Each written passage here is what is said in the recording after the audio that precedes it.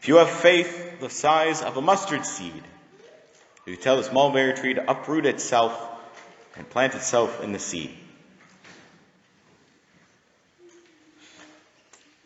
I don't know about you, but I've never tried to tell a mulberry tree to uproot itself and plant itself in a sea. I haven't really had much need to, so I haven't tested out this particular verse. But Jesus, of course, says this in response to the request of the apostles to increase our faith. Increase our faith. But what is faith? You know, it's one of those words that we Christians throw around a lot, but don't always unpack what it means. But to give a little context, I think, for helping us understand faith, I think it's interesting to look at the verses just before the gospel reading we hear. That Jesus says to them, if your brother wrongs you 7 times in one day, forgive him 7 times. That you should forgive. If he wrongs you 7 times and returns 7 times to ask forgiveness, you should forgive him 7 times. And that's the last thing Jesus says, and then in response to that almost, it seems, they say, increase our faith. I think part of it is a recognition of the apostles to recognize that this forgiveness that Jesus is demanding isn't a natural thing. It's not a natural thing to forgive. The natural thing is if someone hurts you, you inflict that back upon them. To give them their just deserts, so to speak. But to truly forgive requires something more. Because it goes against our natural inclinations. Because when someone hurts us severely, we think that they should just be wiped out. But it takes faith. Because faith is something greater. And part of the faith is the faith that something good may come out of forgiving them. And because the fact that something good can come out of forgiving someone for hurting me is not easy to see. It's not easy to see how this could naturally result in good if I forgive them. So I want to unpack faith a little bit. There's at least 3 layers that I see when we talk about faith. Belief, trust, and fidelity. Belief, trust, and fidelity. So one layer of faith is belief. So belief, of course, faith involves a belief in God, acknowledging that God exists. Talk about the profession of faith where we say, I believe in one God. So it's belief. But faith is not merely belief. It involves belief, but it is not merely belief. Because Satan has belief that God exists.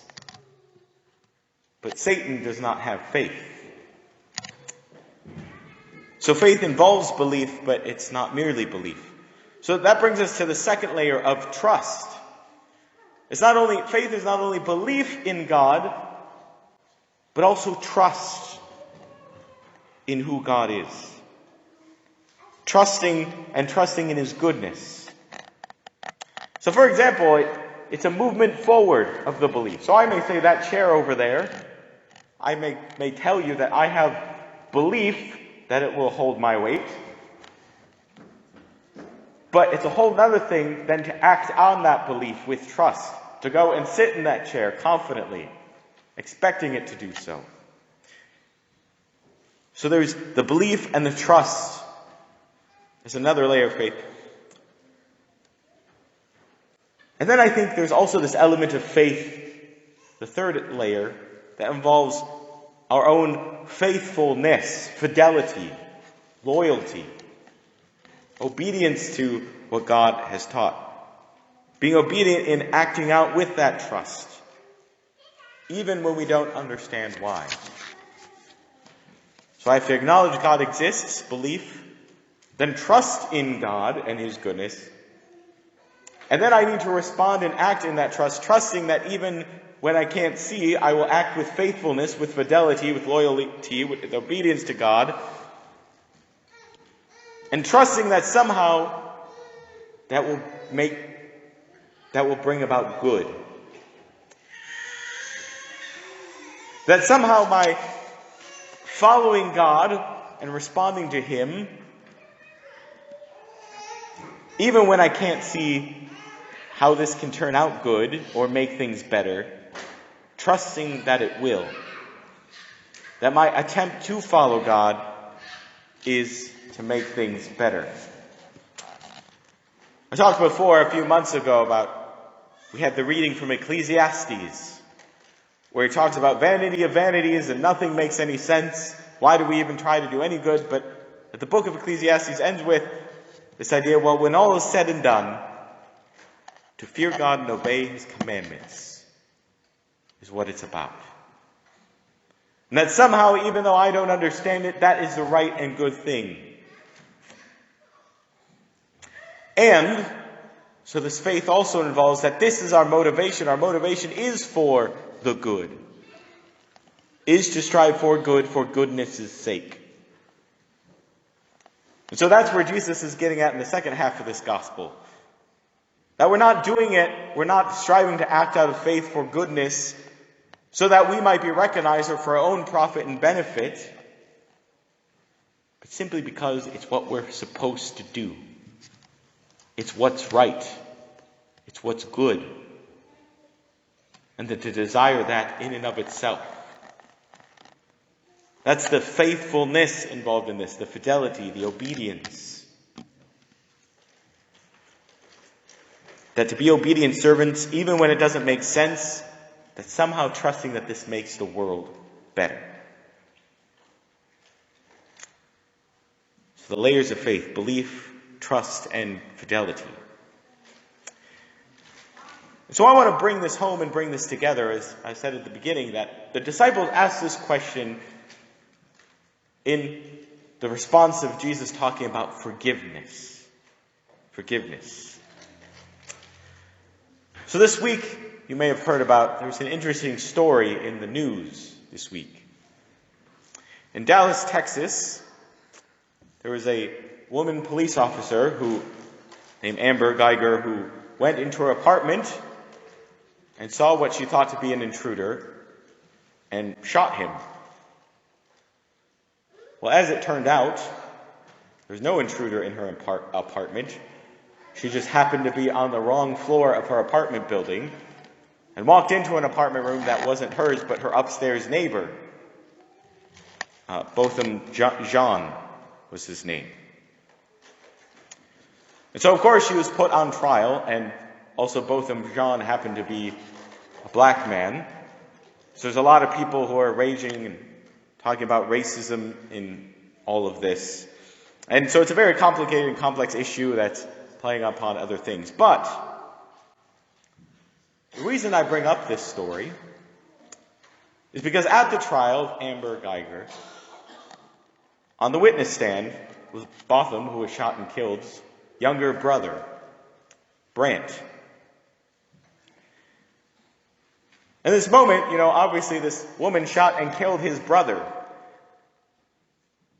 And this man, young man, said to her in court these words. He said to her, "I forgive you. And I personally want the best for you. Because that's what my brother would want for you, the best. And the best thing for you is to give your life to Christ. I love you as a person, and I don't wish anything bad on you." And then he asked the judge if he could go over and give her a hug, and he did. It was a very moving moment. I would recommend, if you haven't watched it, you can find the video online. But I think that's an incredible demonstration of an act of faith in our world today. That it's not a natural inclination to look at someone who shot your brother that week and say, I forgive you and I desire your good.